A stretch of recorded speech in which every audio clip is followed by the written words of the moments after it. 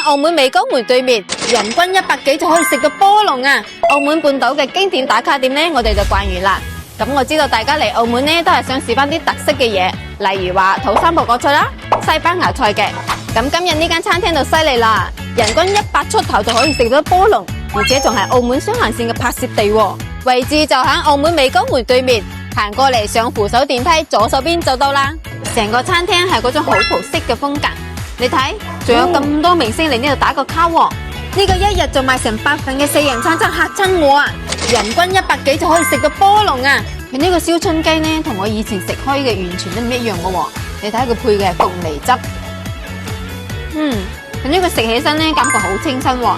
平時呢，食多2嚿都會膩，但佢呢個唔會咯。食葡國菜呢，一定要點馬介休魚，呢個係薯仔切絲加埋馬介休魚一齊炒，火候掌握得啱啱好。醃製過嘅馬介休魚呢，鮮鹹味一流，香辣夏威夷果炒波龍。啲蝦肉呢，好緊實，好 Q 彈，證明嗰啲食材呢係非常新鮮嘅。